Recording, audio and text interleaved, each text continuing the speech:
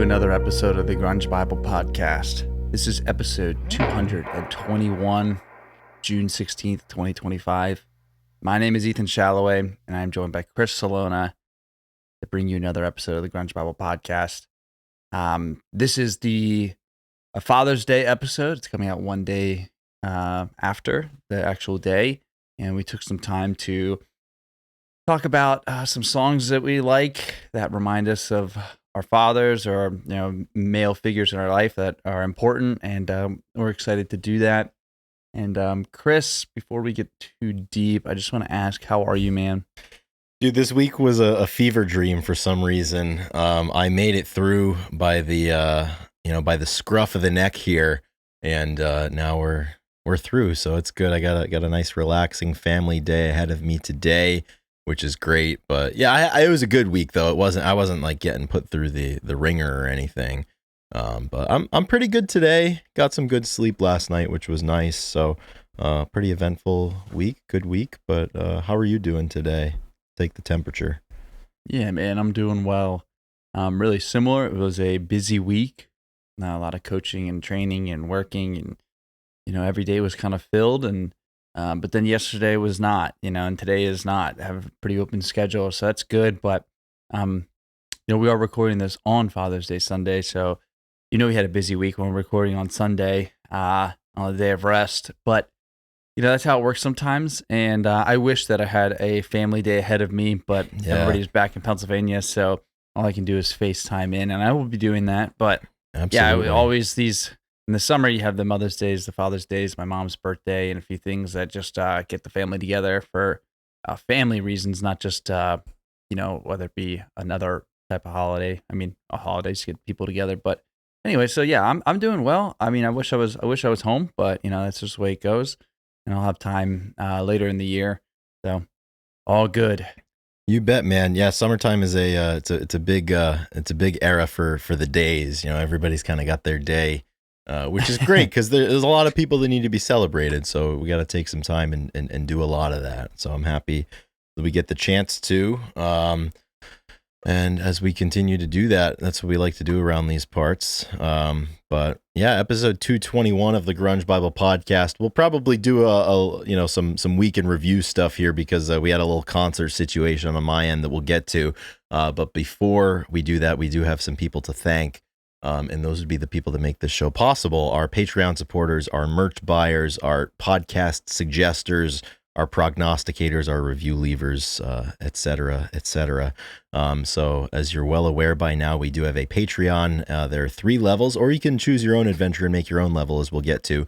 We have $2, $5, and $10. You can go over to the show notes and click the link and join up and help get this podcast rolling and keep it rolling as we continue well into our 4th year here. We're just ripping and roaring across. But we like to thank our top tier Patreon supporters every week. And we're going to start at the top of the top, and that would be Abraham, who is the cutest basset hound ever. So the reign for Abraham, this current iteration of the reign, is now into its 2nd week at $18.50. Had to wrestle that away from the Cracker Man. So Abraham remains at the top. And Ethan, I'm not sure if you saw top of the billboard. Yeah, but we did receive an email from Abraham. Because Abraham obviously is the champion, and I'm trying to pull that up here, and we got high five, guys. I am the champion right there. So Abraham is very stoked about his reassumption of the crown, as we all are around these parts. That's just what it's all about. So thank you, Abraham. Incredible. Thank you to the second in command here, which is the Cracker Man. And additionally, we like to thank all of our other top tier supporters, and they are Black Hole Sean, A Bit Dusty, D-Boat, Doug Endy, Eddie Vedder got me through my second divorce, Gochu John, Apona, Heidi and Chains, Jade Mercado, Jamie Lynn, King Buzzo Stole My Hair, Carlene Salona, The Michael Dooley Project, Russell, Nikki Six, Seattle 4 Fanboy from New Jersey, Sherry Matthews, Ultra Mega OK, and What the Fuck is Up Denny's. So thank you, everybody, for your continued support. It means a lot to us around these parts. It does. Thank you very much. This is the first time in a couple of weeks we haven't had a new patron join. There's been a lot of jousting at the top there. There has been a lot of jousting, a lot of change. So maybe next week we get back into welcoming a new member. Yeah, But you never until know then, when that email is going to strike. that's right. Never know when we get that notification. So we'll be on the look for it, on the lookout. That is. Yeah. Yeah. So Chris, you went to a concert earlier this week. Second time, I believe you've seen the Queens of the Stone Age. And, yeah, second so time for Queens. Where did you go and see them this time? So this time it was at a newer venue in Boston called the MGM Music Hall. And they just built it in 2022. It's directly behind center field at Fenway Park. So I'd not been there before, but there's a lot of venues in Boston that are like 3,000, 4,000, 5,000 capacity. But I'll tell you, like, since this one was built, like they're attracting a lot of the big names because, they all want to play in the new venue. And I'm sure Live Nation or whoever the hell is pulling the strings on this are steering all of these artists towards the shiny new toy. But my first time at that new venue, I didn't love it. The venue itself, I mean, 5,000, like big GA floor, and there were two decks for the balcony, which was interesting. It was just really warm. One higher than the other? Yeah, like stadium style, which was, I don't know if that was necessary, but I guess they had a small footprint to occupy, so they had to build up instead of out. But it was super warm in there. The bathroom situation's a little weird. Like there were no bathrooms to my knowledge on the first floor, although, it gets a little hazy sometimes, when you're rolling into a concert after having 3 to 5 beers.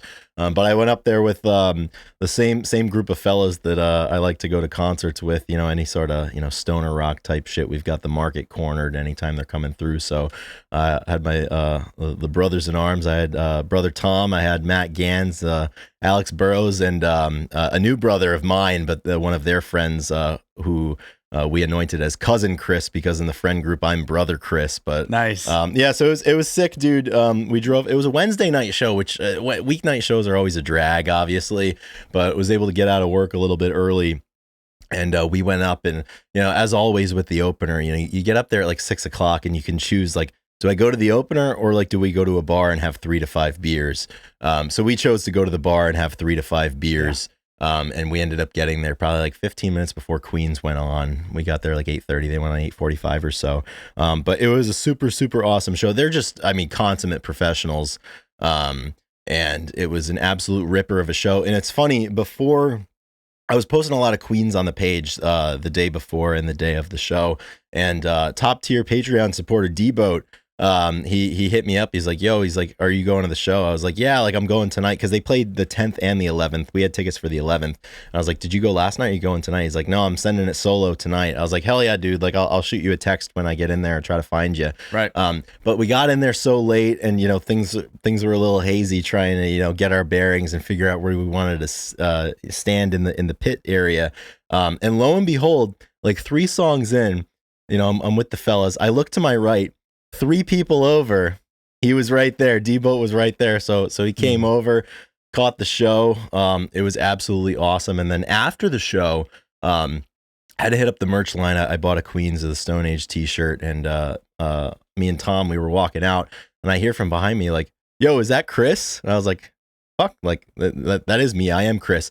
And lo and behold, Jeff Hilliard, longtime Grunge Bible pal, we've posted some of his music before. He was at the show. He recognized me, so I got to meet him in person, which was super cool. So 2 connects from Grunge Bible land, which was really great. So, you had one during the show and then one after the show.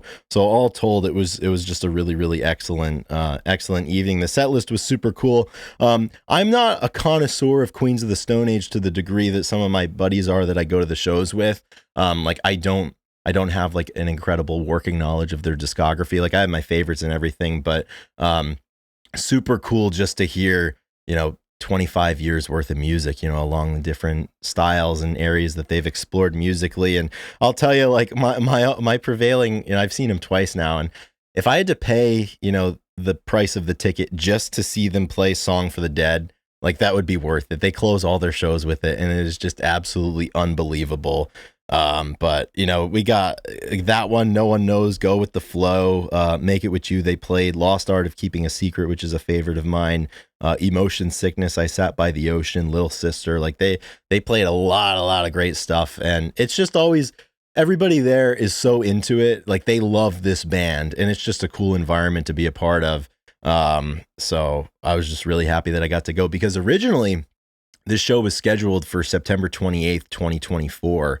And we were out in LA, so I didn't buy a ticket because I was like, I'm out of town, I can't do it. But then Josh ended up getting sick, and they canceled. It was the tail end of that tour that last fall, I believe. And a lot of bands, if it's the end of the tour, they're probably just going to cancel it and refund at the point of purchase. Well, the Queens of the Stone Age, those guys are pros, and they knew that they had to make it up, and they had to come back through. So they ended up playing. Awesome. This is their first 2 shows in a little bit. They played the 10th and the 11th in Boston. I think they had a couple more dates. They were supposed to play Bonnaroo, but I think something happened with the weather, and they ended up canceling the rest of that festival. But they made it up to us, man. So I was like, I got to buy a ticket. Bought a ticket, and I was able to partake in another concert situation with the fellas. So that was pretty sick. We decided to before the show, we decided to get into the Guinness zone a little bit. And nice. I'll tell you, like, we were all sitting there and obviously trying to split the G. And I had a really stellar performance when it came to splitting the G. I think I had 4 or 5 maybe, and I split it on. I was batting like 800. It was pretty great. Were you pouring the beers? No, you just go to the bar, and you buy a Guinness, and they give it to you in the standard Guinness glass, and you split the G on the logo. So it was great. That was before we went to the show. That's when you pour it. You try to split the G. Right? No. They give you the full glass, and your first drink of the glass, you're supposed to get it splitting right, the top of the. I thought it was on the pour. That's like where you want the head to be. I mean, maybe, but I don't. That's not my department. I'm just. I'm not pouring them. I'm just drinking them. Yeah, that's right. Oh, that's good. But yeah, I guess you can do both, I guess, right? Yeah, you can. So maybe, I don't know, maybe the bartender was having a career performance as well, but I know at our table we definitely were. So that's great, dude. It was great. Yeah, you love little stuff like that. Oh yeah. Yeah, so that was sick. Really happy that we got to go to that, and now it's time to get the next show on the calendar. So we'll see what's coming through, and always got to have a ticket in hand. If our producer Drew was on the show, this is where he'd be like, You ever been to Dublin? you ever have Guinness from the place of where it's supposed to be? They're so much better. So much better. Yeah, man, they're so much better. Yeah, so that kind of got the week going, because you go up there and then you don't sleep great, that night because you had 3 to 5 beers and then maybe a couple more during the show, and then you get up early, but. Everything kept on rolling. We had softball Thursday night. I hit my first dinger of the season, which was great. Nice 2-1 count, and I took that baby for a ride, and we had a 30-5 victory. We're a problem this year, Ethan. It's feeling pretty good. And then I rounded out the week on Friday with a really, really good lift. I had my heaviest snatch and clean and jerk in a bit, and getting ready to max out in a couple of weeks. So I got some good stuff in my sights. And now we're podcasting, and now it's Father's Day, so the show goes on. 30-5, man. These scores are ridiculous. You guys are a powerhouse. It's the perfect combination of like we're playing well this year, and like everybody's gotten a little bit better. And I think there's been some talent drain from some of the other teams, and they're not the Goliaths that they once were. Throwing softballs. Exactly. Well, we actually we ran their starting pitcher out of the game, which is rare. That doesn't happen very often in softball, but we had a big inning, and he bowed out, and they had to get a relief pitcher up. Mental leave, yeah. That was it. He couldn't take it. Yeah. The straw broke the camel's back, but he tweaked his elbow. Exactly. Yeah. So it was sick though. I had a good week. I'm pretty fired up about it. I mean, a little lifting, a little time with my friends. Softball, podcast. I'm jealous. I haven't been to a good concert in a while. Yeah. Believe it or not. At Avondale here, I just saw over the weekend. I saw a post that the Insane Clown Posse was there. Really? And I was surprised to see it. But yeah, they came out and they had all the Foyo or Fago, the soda that they shoot everywhere. You know how, and we don't do this year because we don't lie in 2025. But you know how periodically throughout the podcast a band will come up. A lot of times in this day of music, and it's like, oh yeah, like I don't really know much about them, but like they're kind of cool, like. I couldn't even do that with like I don't positively nothing about Insane Clown Posse, and I'm scared. I don't want to know. Yeah, and it's the band. It's a band where if I would have knew they were there, which maybe I did know they were coming, I would like look in the mirror and be like, I kind of want to go. I know nothing about this band, but I know what they do, and I don't have the bat speed for that. It would be such a just a random show to go to. Probably would be fun, but it probably wouldn't get have exactly the same experience that I'd Especially if you're going solo to something. That would be a tall order to just pop in for something like that. It would be very tall order, but it looked like it was a good time. It just, I don't know how old this band is now, but it seems like they've been doing it for a while. So yeah, just really interesting stuff. I know there's some other stuff coming down the pipe here, but I have no tickets that I know of on deck. So just been laying low. So I got to get back out there, and I will. I really want to go see. Remember, there was some talks from our friends back home at in a show in New York for King Gizzard and the Lizard Wizard, and I'm yeah, they're on the short list of people I want to see live. They're in the zone right now. They're playing everything. They're playing all the genres of music, and they're doing it well. So I'm like, I'm wanting to go see them, but I don't know. It's always tough, traffic and everything. It's hard to call it. Awesome. Well, yeah, I wish I was playing softball too, man. You got the life right now, dude. I'm hitting a pretty good stride lately, and I'm aware of that, and I'm grateful for it. It's I had a low key winter, and now we're coming alive, as they say. Yeah, white boy summer, some would say. Softball summer. Queens of Stone Age. Exactly, man. That's all. That's all there is to it. All right, so let's move into some topical stuff this day in music.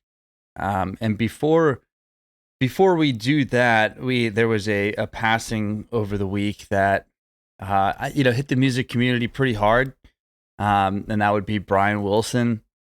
Everybody knows him from the Beach Boys, and just a really influential and talented artist and person. I actually was surprised, So the Beach Boys and the Beatles, and I mean these guys are, he was born in 42, and obviously the heyday was in the 60s and 70s and whatnot. So, older, and it's really hard to kind of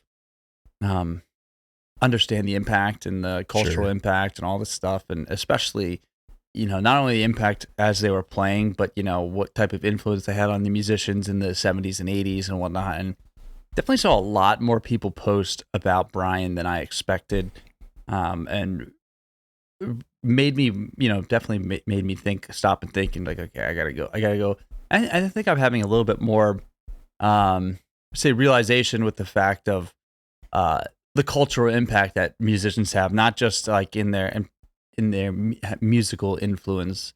And I actually was just listening to last year's episode we did on Father's Day. We had my father on, and one of the questions we asked him about, how did the grunge scene affect the people, and like, what did you notice? And he's like, he said he was a youth pastor the day, and he actually, he was a little bit older, but he saw the impact that the music was having on kids, and see that now. Obviously we're not old, but like see how kids are listening to music or what they're listening to, and I mean, it definitely, kids are so impressionable. So you think about how much I maybe rethink how much like the grunge scene had an impact on teenagers and whatnot. And I think it goes back for every genre of music. So yeah, the Beach Boys, I mean, they're right there with the Beatles as some of the biggest an entire generation was raised on that music, and then subsequent generations were raised on the music that was influenced by them. And obviously, Brian Wilson was the heart and soul of the Beach Boys, in their own right. But then,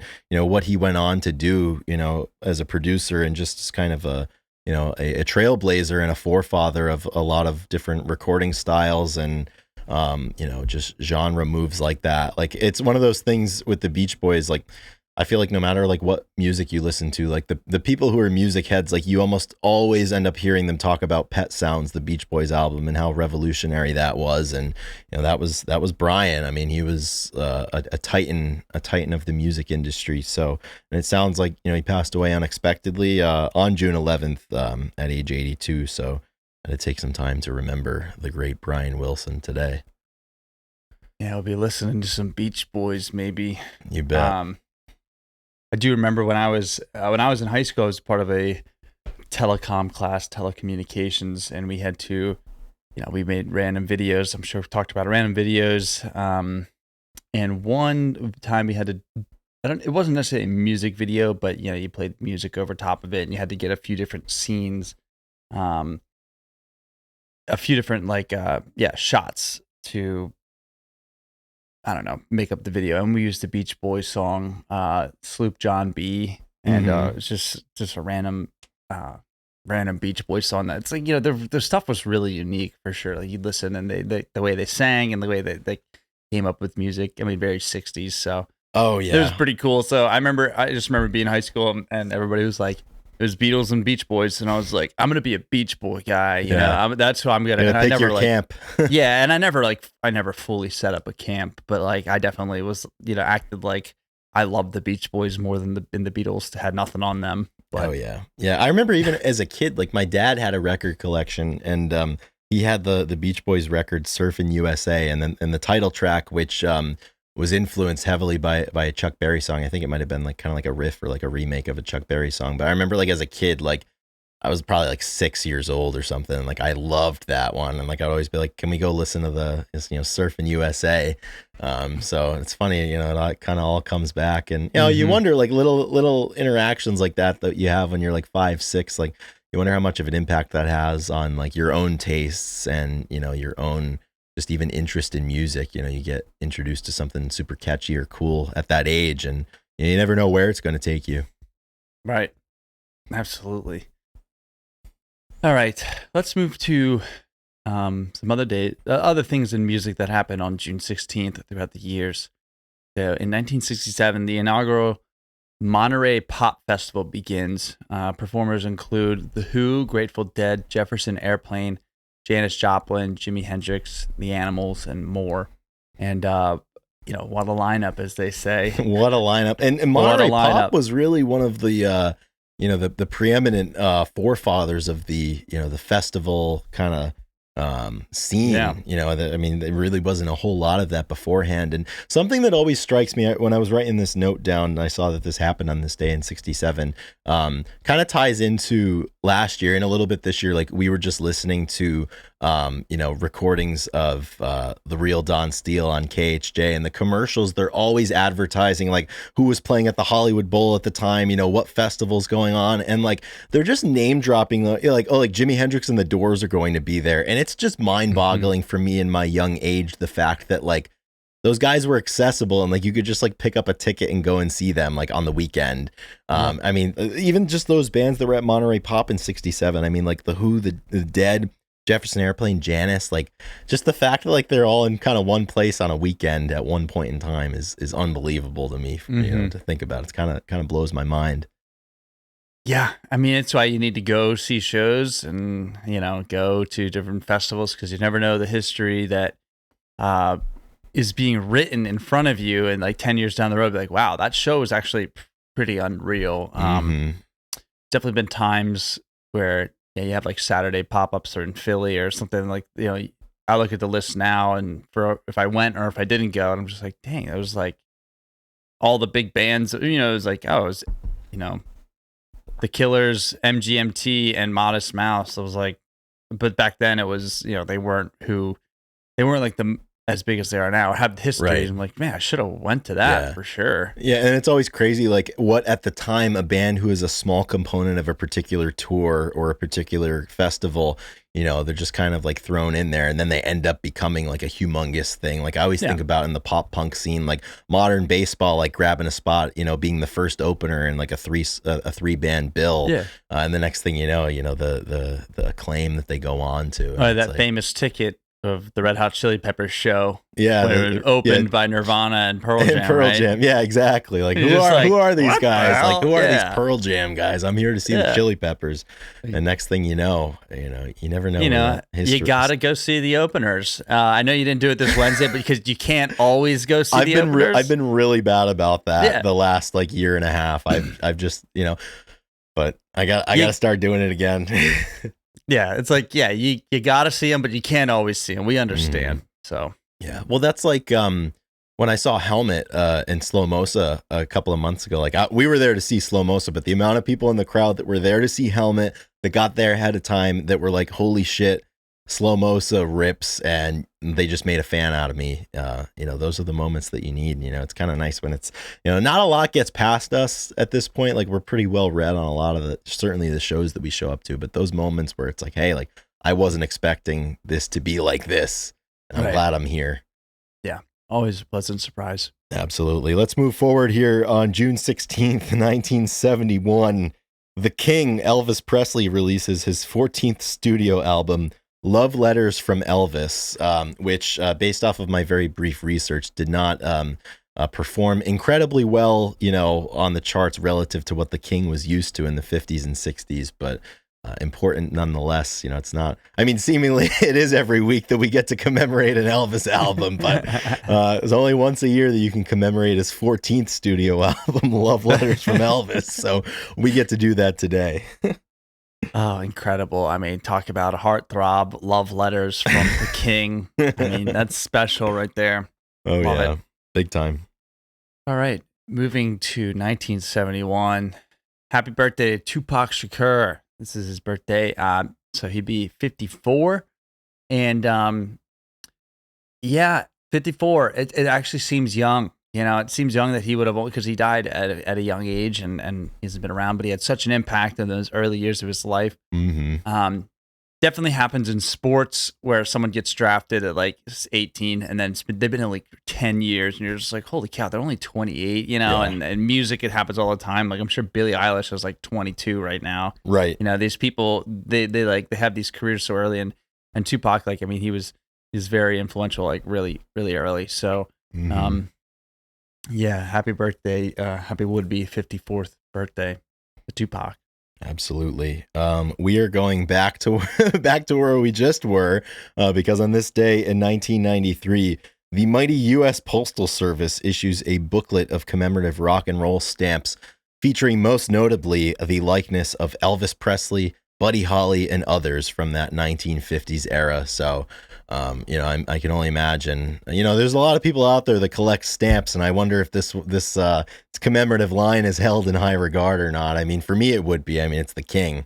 It'd be really expensive. Yeah, the first time I read this, I thought we were talking about the band, the Postal Service, and I was like, oh wow, I didn't know they were such an influence, but then it makes sense that multiple, it could be. Yeah, that's awesome. I would definitely love to get my hands on them. Oh yeah, just to have, Okay, yeah, in 1997, the Verve released their song. Yeah, it is, but I'm glad to be saying, because I used to love Bittersweet Symphony. So, like I said, in '97, the Verve released their song "Bittersweet Symphony," heavily based on an orchestral version on a 1966 Rolling Stones song, "The Last Time." The Verve never got composition rights from the former Stones manager Alan Klein, who refuses to issue a clearance for the song. So the Verve did not make money off the song until 2019, when the Stones entourage agreed to return rights to the Verve. Yeah, when I heard about this one, it was crazy. I'm not familiar with that Stones song nor the orchestral arrangement, and I guess at the time they had cleared.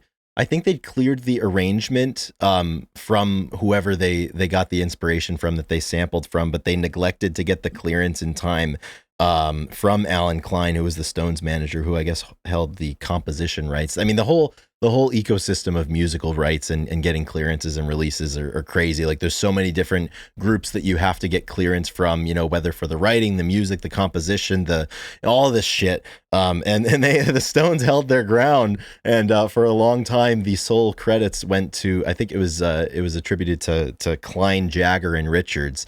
So Mick Jagger and Keith Richards along with Alan Klein, and they ended up the Verve frontman was like, yeah, like we made the Stones like $10 million or something, and based off of writing credits, it was the biggest Stones hit that they had since like 1980 or something. But I'm glad that it ended up back in the camp of the Verve, obviously, because they made that song what it was, aside and from they'll still making money, but it sucked to miss out on that 10 mil.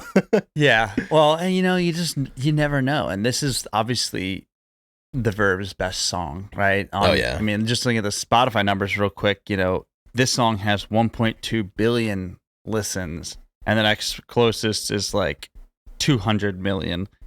So that's 6 times the amount of listens on one platform. And like I said, it's moved into, that song has moved into like cult following, or just like it's in the next realm of music that's gonna stick around. You're gonna hear it at sports shows, you can hear it. So this still makes some money, but yeah, dude, what a shame that to sucks. to miss out on your I don't know, the one that brings you all the money, you know. Yeah, with a song like that, I always end up kind of thinking of, if you were to take a certain era and create a musical time capsule, this is a song that I think would be included if a project like that were to be undertaken for like the late 90s. Like, it's just a hallmark song of that point in time. But definitely my condolences for missing out on that money.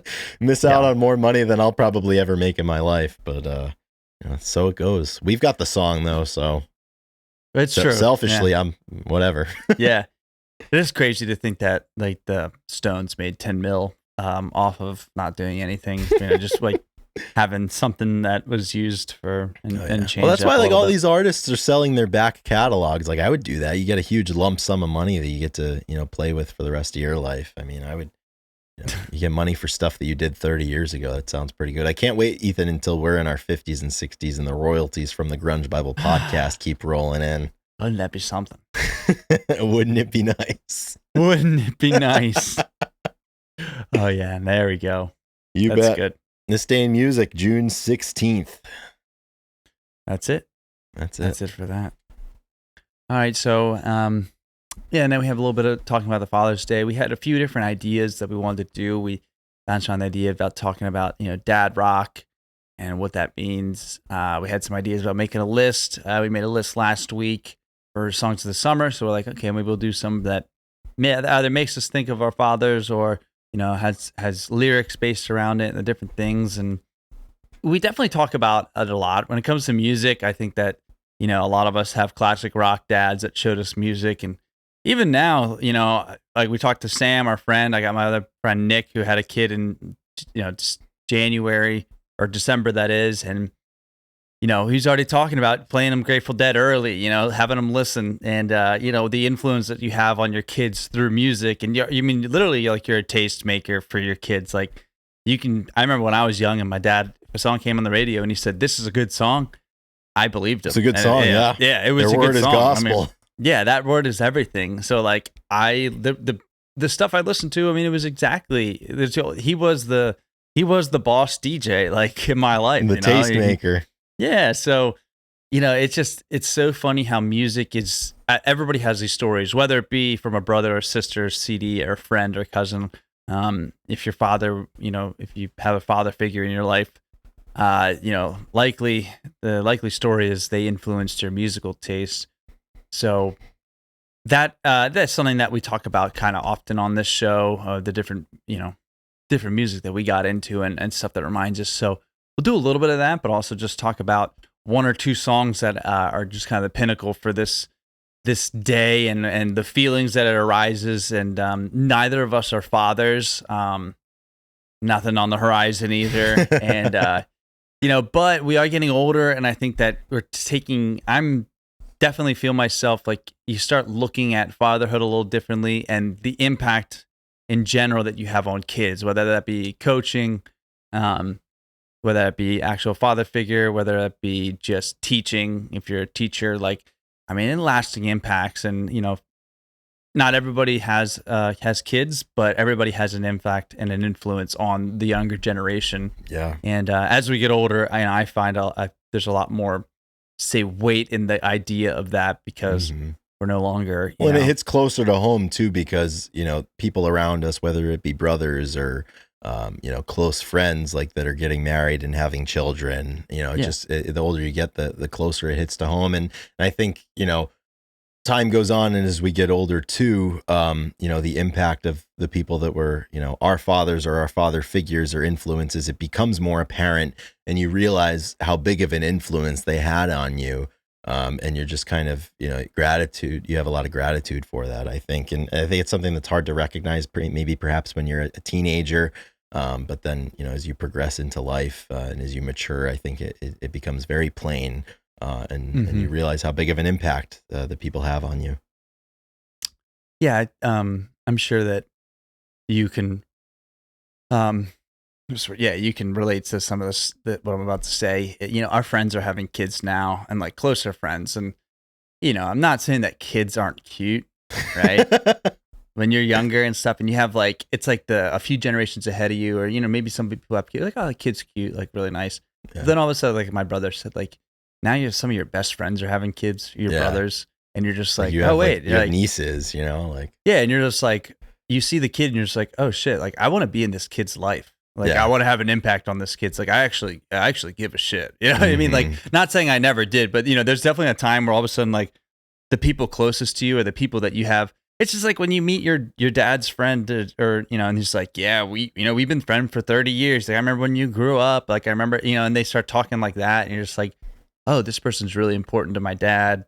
And that's why I'm really important to him. And so I, the older I get, I'm just like, there's kids that are popping up, and I'm just like, okay, I need to make sure that I'm there for something, a birthday early on. I need to get him, a present so he can, then the parents will be like, this is from your Uncle Ethan, stuff like that. Like I want to be a part of it. And it's just funny how, 10 years ago, I mean, of course, like I said, babies have always been cute, but they got a lot cuter recently. I give a lot more craps about them now, so it's just special. It's cool. Yeah, absolutely. And like you only at the point that like you're solidified in who you are, that can you recognize and also have the ability, I think, to have that impact on on a younger person, on a niece or a nephew, or obviously in a lot of people's cases your own son.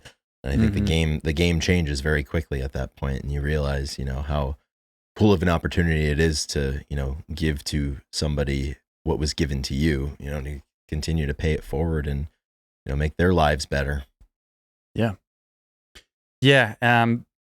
So looking at that, we put down a few different songs. There's a lot of songs that have, the reference to fathers, reference to dads, could be good or bad. There's a ton of, you get both sides of the coin for all this type of stuff, especially in music. I mean, influence can come from devastation, anger, love, joy. So yeah, you get a few different spectrum. You get a few different things. Chris, where do you want to start with this? Do you want to Man, I think we have to start with what we both perceive to be, kind of the magnum opus of songs about fatherhood, which it ties in really well to what you were talking about, just a few minutes ago, when you're like, I really want to be there and give my time, to the kids in my life. And, certainly, if and when we both become fathers, that's something that we want to do, obviously, is, because I think that's the most valuable gift you can give to somebody is your time. And I don't know that there's a song that explains that more perfectly than "Cats in the Cradle" by Harry Chapin. When we had this idea, there's one area that we both knew that we wanted to go, and it was this song. I think you and I have both known it for a long time, and you understand it as a kid. You listen to it, you read the lyrics, and you kind of get the sentiment. But as you get older, and for everything that we just spoke about, like you realize like how important of an idea that song explains. Yeah, and so we were looking for songs, and I remember obviously this one came to mind, and I was like, wow, this is so good. I know we talked about it last year, and every time I listen to it, it kind of brings up the same emotions.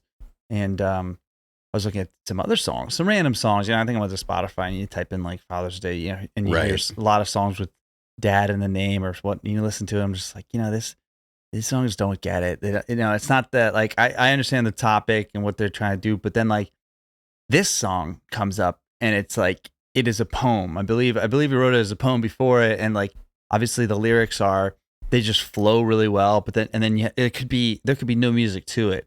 And it tells a story. And then you have the musical side of it, which is just beautiful. And like, it totally encompasses this, very real and like sincere tone to the song, which makes everything come across a little stronger. And I think it's just a beautiful song. It's like one of those ones that you don't get sick of when you listen to it. And it's as we get older too, and you have to decide where you put your time, and life happens so fast that this story is, a son, my child arrived just the other day. He came in the world the usual way. And, he's got bills to pay and there's a lot of things. And as the kid grows up, he said, I want to be just like you. And obviously, I'm sure the dad wants that as well. But, as life is happening, he can't spend as much time. His dad, he wants to have a catch. He wants to do some stuff. And he's like, sorry, not today. I'm kind of busy. And then, and that's really common in the beginning of life where the kids are dependent. Obviously, all they can do is what their parents allow. But then once they get the teenagers, they have a little more autonomy, and then they start. It's like a give and take. And he said, "Oh, I want the car keys, and I'm just gonna go and hang out." And then as time passes, dads get older, and their life, I think, gets a little simpler because in the beginning you have to provide and you have to do all these things. It can be hard to I don't know, you get caught up into it. I'm getting caught up. You just get caught up in your own in what you have to do to make things work. And I don't know, it's just it's a reminder of the difficulty of the passage of time and how it can go by so quick. And then when you have the time, somebody else may not, and you just never know. And that's how it gets to the end where he's trying to hang out, he's trying to connect with his son, and he's also really busy and doesn't have the time. And it's a realization, is like, yeah, my little boy was just like me. Just like me. Yeah, that's what he said. And that's how, for circumstances present themselves, and that's how it all turned out. And yeah, it's just like time passes by so quick. You never know when you're going to have the most availability or time with others. And it's scary to think about. Yeah. This song always chokes me up and makes me almost well up in the eyes, and just be like, man, like, should I be closer? Do I need to spend more time? Like, am I missing opportunities? You're just always thinking about that because it happens so fast. Yeah. And, there's such a big lesson in here. And I remember, I forget the purpose of the assignment, but this song was used to aid an assignment that I had my freshman year of high school. And I remember listening to it for the first time. It might have been with just like literary techniques, obviously, and it's just so beautiful the way it's constructed, where you establish right at the beginning that, like, the kid, I want to be like my dad, and then time goes on, and it goes by a lot quicker. And I'll never, like, I very vividly remember hearing the first time, kind of that bridge, as I hung up the phone, it occurred to me he'd grown up just like me.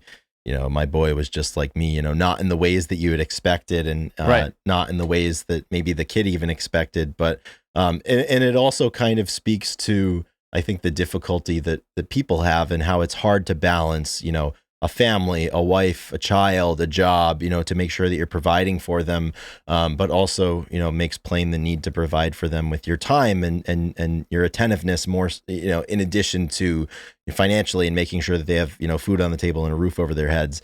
So this has always just kind of been a really, really, really great lesson. And I think about it all the time, and it means more, as I get older. And, I was thinking about songs that I could, that I could talk about here. But I think, there's a lot of Bruce Springsteen songs, for example, but Bruce has spoken a lot about, his own, struggles and his own adjustment to becoming a father. And it very, very much so mirrors this. Bruce would talk about, when he had his first kid, and then his second kid, he used to talk about the fact that, when his children were young, he would keep musicians hours. He'd stay up and write very, very late into the night. So then consequently he would sleep until, 11, 12, and the kids would be off to school and everything. And his wife, Patty, who's in the E Street Band with him, said to Bruce one day, like, like, if you don't get up, and see them in the morning and, make breakfast, he's like, you're going to miss them, because that's, they're not going to be this age forever. And the morning, like, that's when they're at their most pure. That's when they're at their most beautiful, before the day can get to them, that's where you can bond with them. And Bruce would talk about how, he felt so much stress because he's like, I'm a songwriter. This is how I make my money. This is what I do. And he's like, if I have a great song on my mind, and my son's coming in like, oh, hey, dad, come look at this, not now, son, like, I'll be done in a little bit. And then he grew to realize, he's like, if the song is really that good, it's going to be there tomorrow. But my kids, they're not going to be, because time goes by quickly. And, you can learn so much from the experiences of others, and you can learn so much from the way that they write about their experiences, or even the stories that they tell. And, that's why I think so much of the way that I view the world is heavily based off of what I've learned through song. And I think this song, and a lot what I learned through Bruce, figure heavily into the way that I think about these things.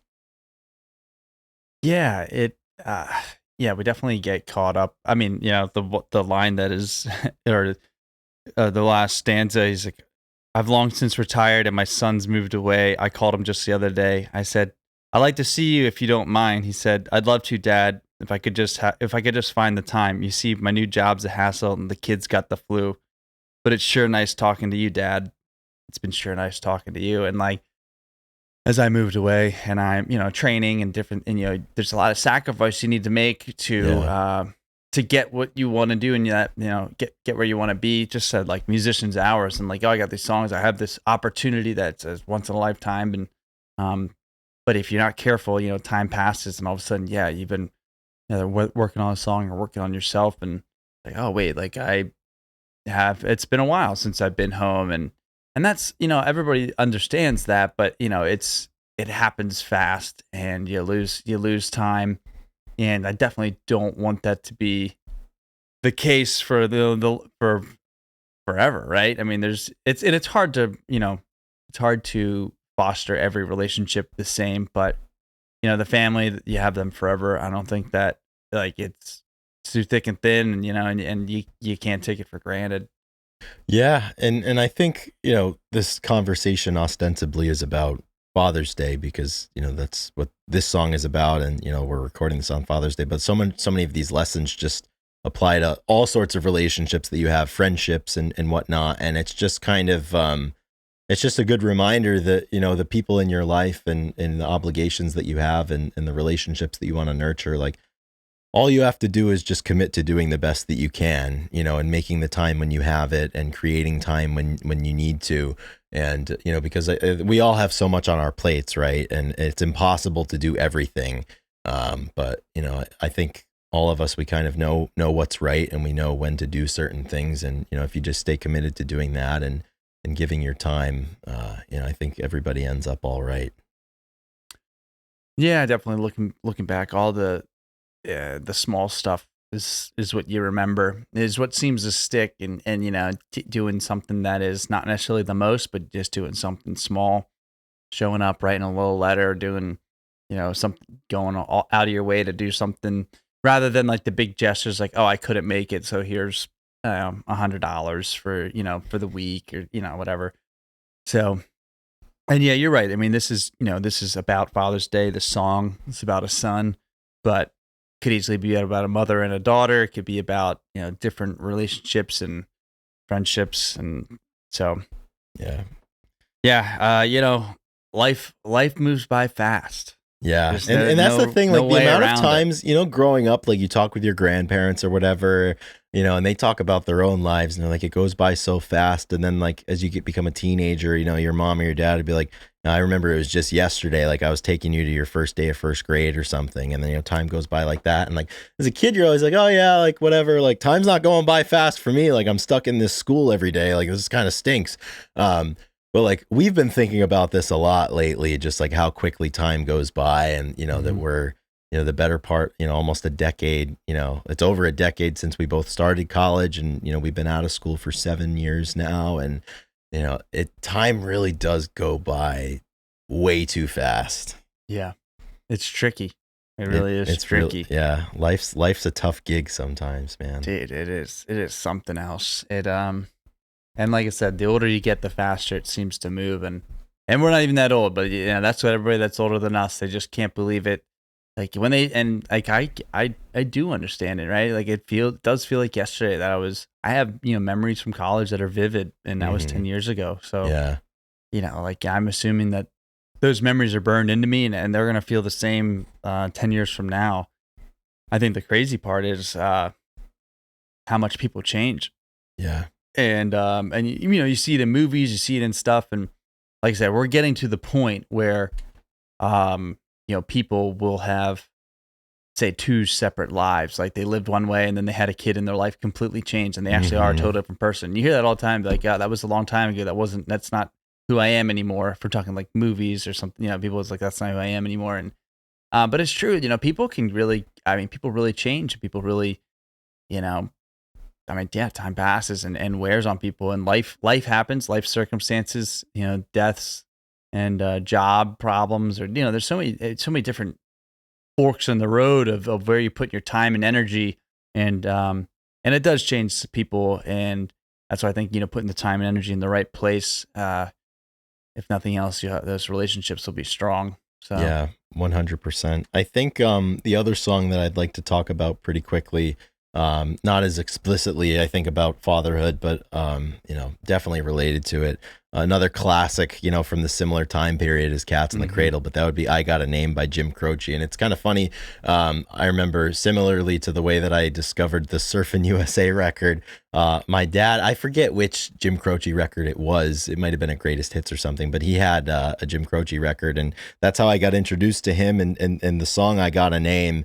I kind of always think about it in the vein of, never forgetting where you come from and making sure that you make the people that impacted you proud. And I just love the beginning of that. It's like the pine trees lining the winding road, I've got a name.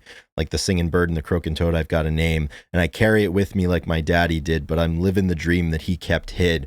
And to me, I think that just kind of speaks to the sacrifices that the people in our lives made for us when we were young to give us a better life. And then now, as you get older, it's your turn to make good on those sacrifices that they made. And, in this instance, it's like, this, the person in this song, for example, is able to, carry, what was given to him and make good on all of those things that maybe that his father in this story wasn't able to because he was busy, trying to make sure that his kid would have a good life. Just kind of carrying that with you and being resolute in who you are. And, I carry it with me and I sing it loud. And if it gets me nowhere, I'll go there proud, and just kind of being committed to, the people, that made you who you are, because nobody's a self-made person in this world. Everybody's impacted by somebody. And, it's important to, be proud of that and be thankful for that and, share their memory with people as you get older. Like I love, even when we talk, like I love like telling you about like my grandfather and stuff. And like, I love hearing about your dad and your family members and the people that impacted you when you were a kid and, you keep their memory alive and, their work still continues just because of that. Yeah. Yeah. It's a special conversation. And I enjoy talking about it more and more because I realize, the sacrifices that were made to set me up to be the person that I am today. Right. And so I can look at that and understand and be very appreciative. And there's definitely plenty of circumstances where, someone has dreams and then they have a kid and it changes their entire life. And they're like, no, like once I had to focus on making money. So, and they drop, in sport for sure. Like, people stop competing because they're like, no, I had a kid and like it changes everything. Mm-hmm. And that becomes your life. And I'm not saying that's not, the only reason that I'm not, have a kid right now or have a relationship, there's plenty of other things that go into that. But like, I also know that if I were to, you can't neglect that if it were to happen. So I think that I've steered away from maybe to allow myself to, I don't know, pursue certain things in life. But I know once it comes time, like my whole life is going to change and I'm okay with that. Yeah. And it's like the experiences you have now make you ready and have given you lessons that you can pass on and that you can use for those different chapters in your life, which is, I think it's such a blessing to be well-traveled, for example, and to be, have a variety of experiences because you're able to draw on all of those and take the best parts of those experiences and the best lessons and pass them forward.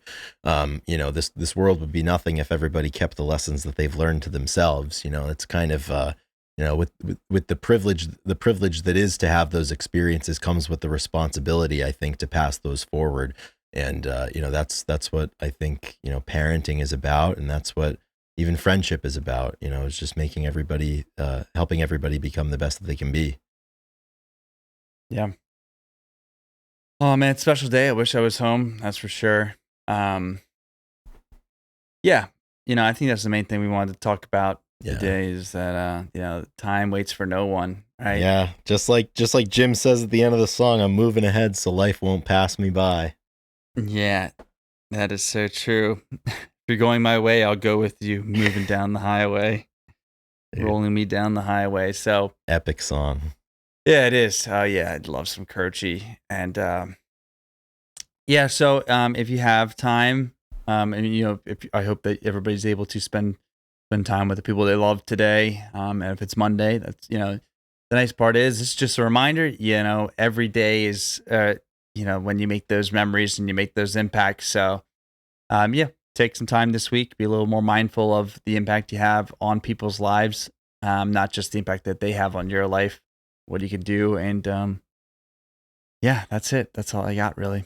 That's about it, man. I think safe to say those will be our 2 songs of the week. Yep. Awesome. Yeah, I've got a lot of good music in the hopper that I've been listening to, but we'll do an extended segment perhaps next week. I feel like we've been getting into some good stuff lately, so that's always exciting. I'm gonna also put Sloop John B on there for Brian Wilson. Absolutely. Quick sky point up to Brian Wilson. All right. Well, thank you, Chris. Thank you, Drew McFadden, our producer. Thank you, Drew. Thank you, Ethan. I want to go back episode 169. We had my father, Dave Shalloway, on there. That was a great episode. Yeah.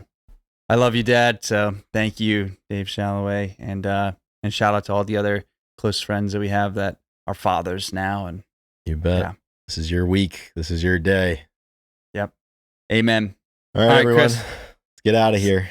Signing off. Rock and roll, everybody. Rock and roll.